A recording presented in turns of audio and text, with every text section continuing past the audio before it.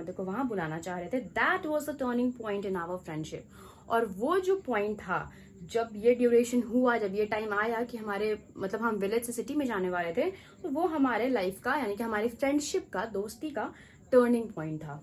Although we shared the same room, my grandmother no longer came to school with me. I used to go to an English school in a motor bus. There was no dogs in the streets and she looked to feeding sparrows in the courtyard of the city house. Okay? तो यहाँ पे क्या होता था कि वो लोग same room में ही सोते थे सिटी में भी, बट चेंजेस क्या क्या आए? चेंजेस ये आए कि उसकी ग्रैंडमदर जो थी वो उसके साथ स्कूल नहीं जाती थी। दूसरा कि वो अब इंग्लिश स्कूल में जाती थी, पहले नहीं वो विलेज के स्कूल में जाती थी, वहां पे अल्फाबेट्स और सिंगिंग वगैरह करती थी, बट अब क्या है कि वो इंग्लिश स्कूल में जाती थी, मोटर बस से यानी कि बस से जाती थी। अब वहां पे कोई डॉग्स नहीं होते थे रास्ते में, और वो क्या करती थी कि वो अब स्कूल तो जाती नहीं थी, तो वो स्पैरोज को फीड कराती थी यानी कि चारा देती थी खाने के लिए, ओके, अपने कोर्टयार्ड में। As the years rolled we saw less of each other, यानी कि जैसे जैसे समय बीतता गया वैसे वैसे हमारा एक दूसरे से कॉन्टैक्ट यानी कि हम उतना ज्यादा बातचीत करना बंद कर दिए, जैसे जैसे टाइम पास होता चला गया। For some time she continue to wake me up and get me ready for school. When I came back she would ask me what the teacher had taught me, okay. और कभी कभी ऐसा होता था कि वो मुझे तैयार कर देती थी, कभी कभी, ओके, नॉट ऑलवेज, बट आप अगर विलेज के साथ कंपेयर करोगे तो विलेज में वो डेली तैयार करती थी, बट जब से वो सिटी में आ गए वो कभी कभी तैयार करती थी।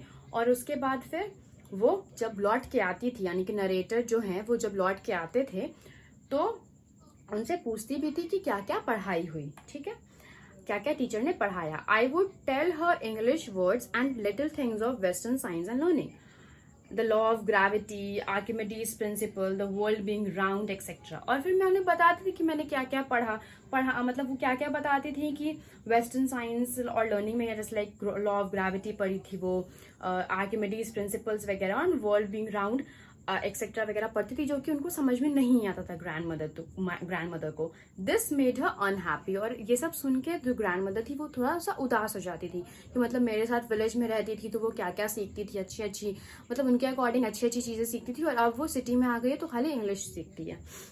She could not help me with my lessons.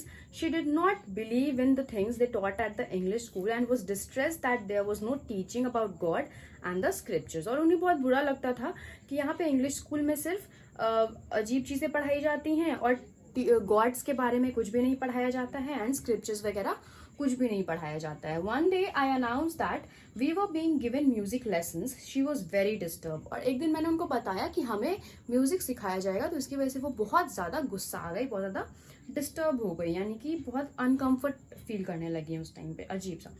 To her music had lewd association. It was the monopoly of harlots and beggars and not mean for gentle folk. She said nothing but her silence meant disapproval. She really talked to me after that. और उनके लिए music is something else जो कि यहाँ पे सिखाया जा रहा है।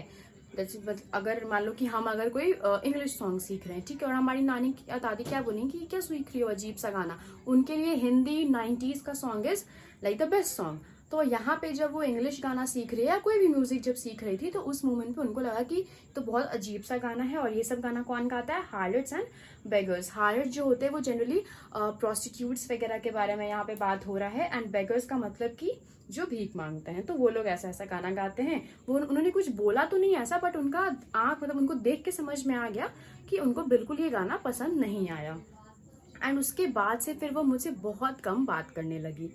When I went up to the university, I was given a room of my own. The common link of friendship was snapped.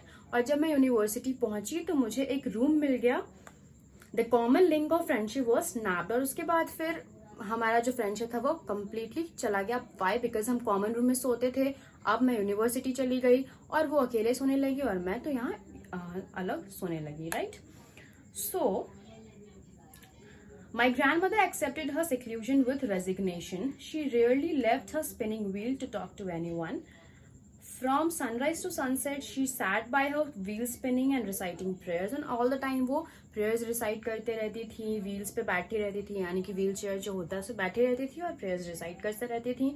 Only in the afternoon she relaxed for a while to feed the sparrows. और सिर्फ दोपहर के time पे ही वो sparrows को feed कराती थी, चारा देती थी.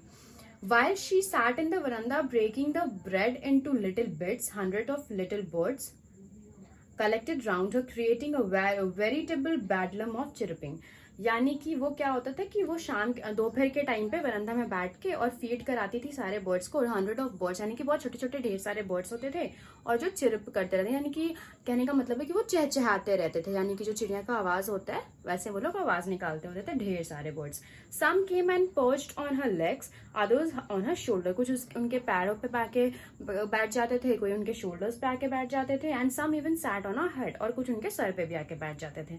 She smiled but never shoot them away. वो हंसती थी बट कभी भी उनको, मतलब होता ना कि हम डर जाते हैं या फिर हम बोलते हट हट हट, तो इस तरीके से वो कभी नहीं करती थी. स्माइल करती थी लेकिन कभी भी उसको भगाती नहीं थी अपने बॉडी पे से.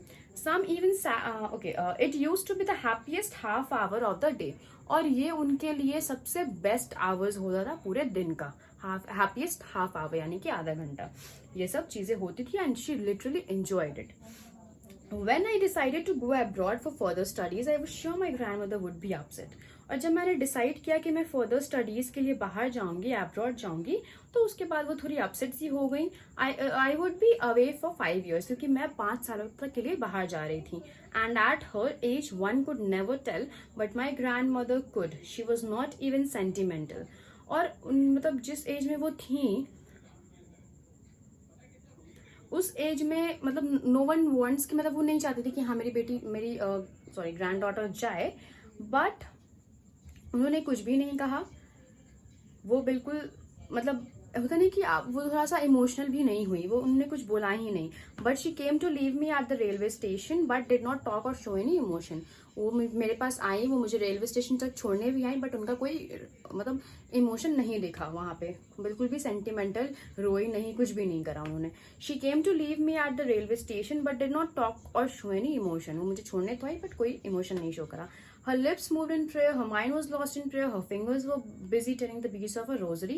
Silently she kissed my forehead and went, and when I left I cherished the moist imprint as perhaps the last sign of physical contact between us.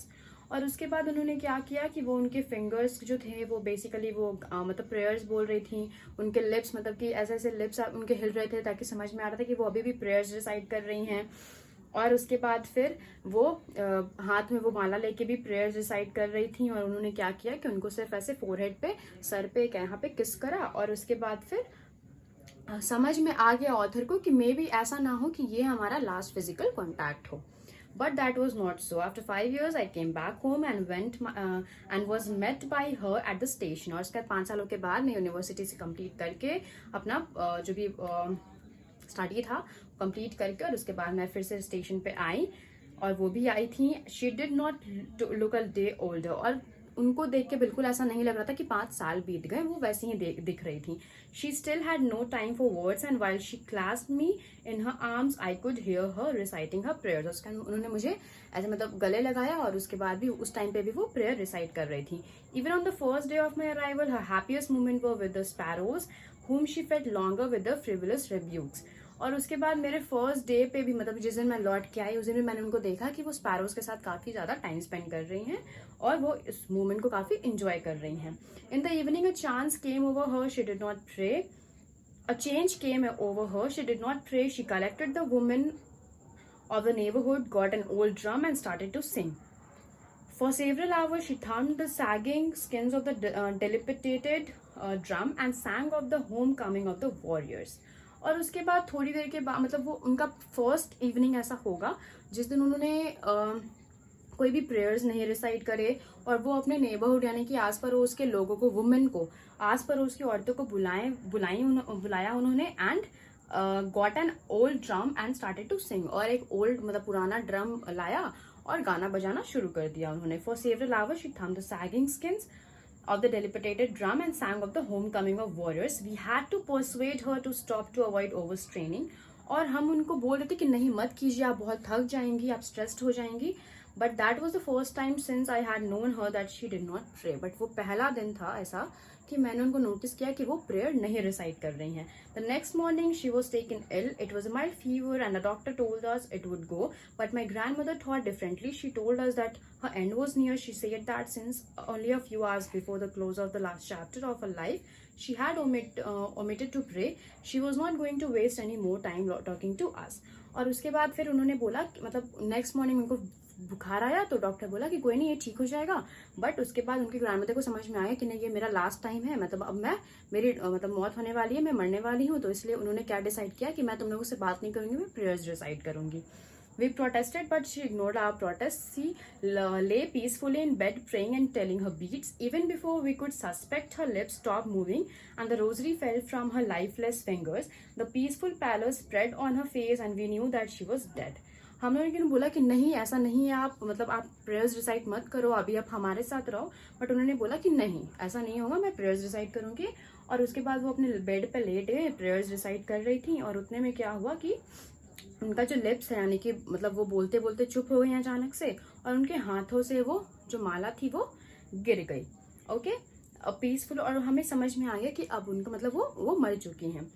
We lifted her off the bed and as customary laid her on the ground and covered her with a red shroud.